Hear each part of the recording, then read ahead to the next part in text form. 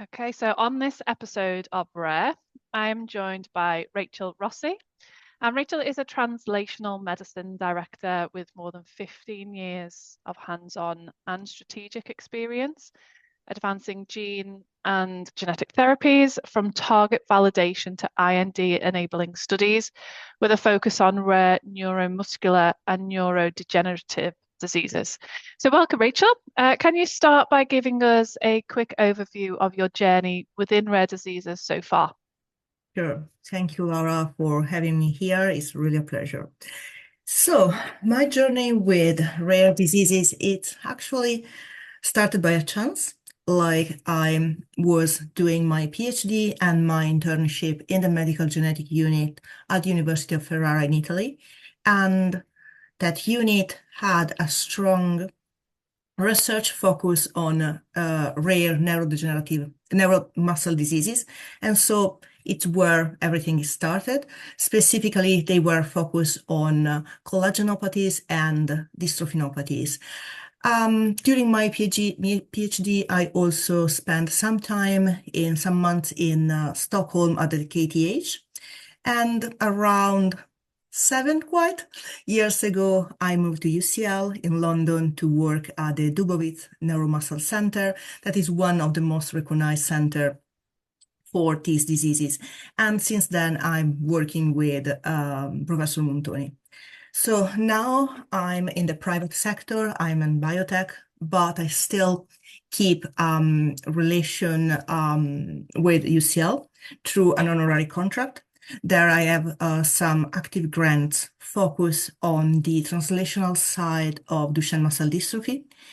And so in total, if we count everything, it's around 15 years that I've been study and work on rare neuromuscular diseases. Yeah, great. You've dedicated a lot of your career to research in DMD. So can you tell us a bit more about that? Yeah, so yeah, that's true. Duchenne muscular dystrophy was one of the red thread of my career. I started working on this disease during my PhD, and I actually never left. What I love about DMD, there are several things. One of them is that you can see the impact of the research on the patient because the community is small, so you can and the family are so involved, so well knowledge, and the patient, well, when you see this boy, when you met, we had the possibility to meet them, you can see why you are doing what you do every morning.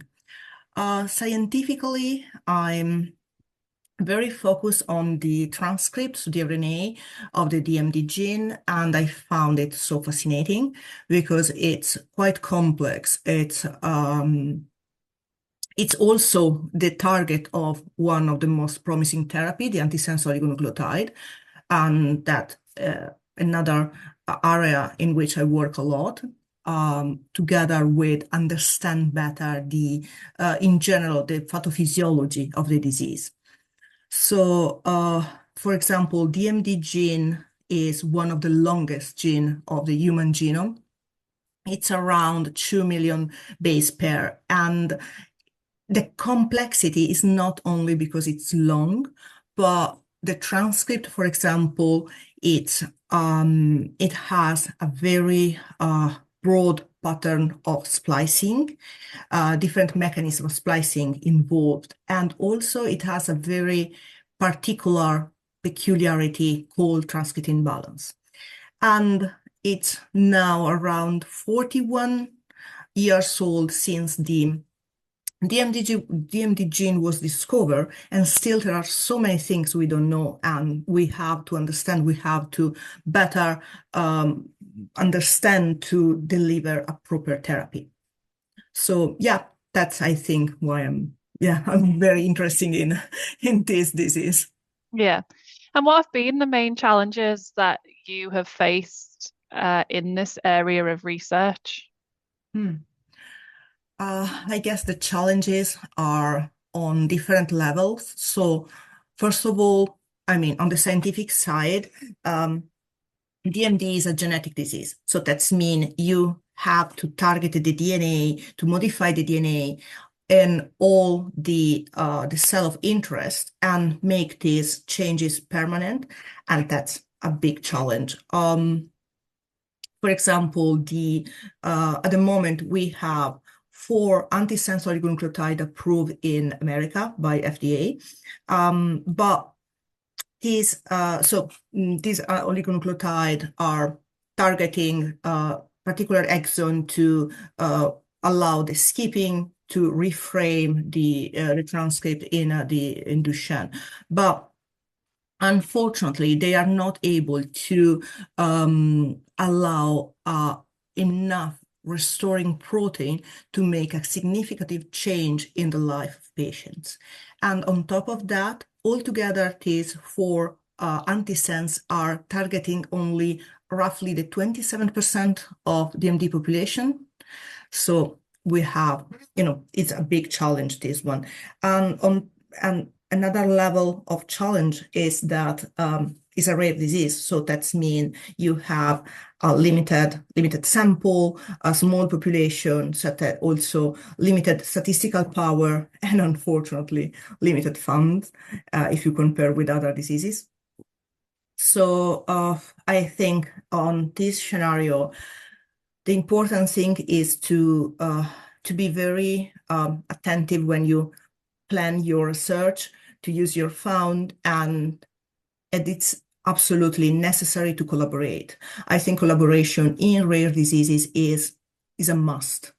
Collaboration with colleagues, with charity, sponsor, pharma, it's definitely a must, because I notice when I'm been very lucky. I have amazing collaborator through Europe, and I notice when we do collaborative research is when we achieve the most. Yeah. So in your opinion, what is one under-discussed issue in DMD therapy and why?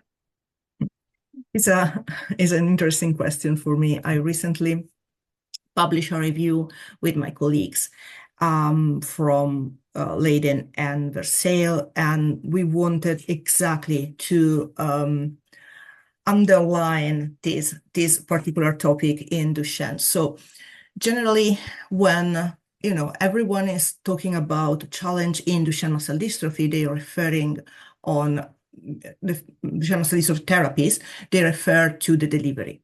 I've been on a conference, I remember very well, and this professor, very well-known professor, he said that therapy in Duchenne muscular dystrophy has 3 challenges and are delivery. So I do not agree. Like, definitely delivery is a challenge, but it's not the only one. For example, I saw working in laboratory that even when you have the possibility to force the delivery, and so actually have all the antisense you want inside the cell, you can achieve a very high exon skipping efficiency, but again, you are not able to achieve the protein restoration level as you want, or at least in a reasonable, comparable way to the exon skipping efficiency. So that means there are, for sure, some challenges also in the transcriptional and translational part of the Duchenne. For example, one point it's definitely very not well discussed, not well studied, is the transcript imbalance, is that peculiar I mentioned before. So the transcript in Duchenne, of the Duchenne DMD gene has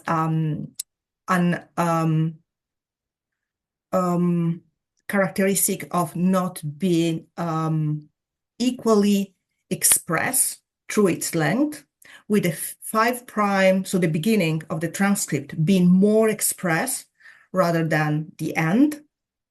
This means that the antisense can definitely skip the exon on those transcripts, but not all of them were translated in protein. And so this is, if you think and when you go to the patients, you have definitely the delivery challenge. So not all the antisense you put in reach the transcript. But the problem is also when they reach the transcript, not all the transcript they reach, they become protein later. So definitely something we have to study better. And if you think this transcript imbalance phenomenon was discovered in 1996, and still we don't know much about it. So yeah, I really think and hope that more groups, and especially pharma, start studying also, other mechanisms involved in the pathophysiology of the disease, and not only focus on delivery. That's what it's also the, take-home message of my review. Yeah, great. No, thanks for providing your insights. It's clear from yours and other research how far we've come, but there's still a long way to go within DMD research. But thank you, Rachel, for taking the time to feature on Rare. Thank you so much, Laura.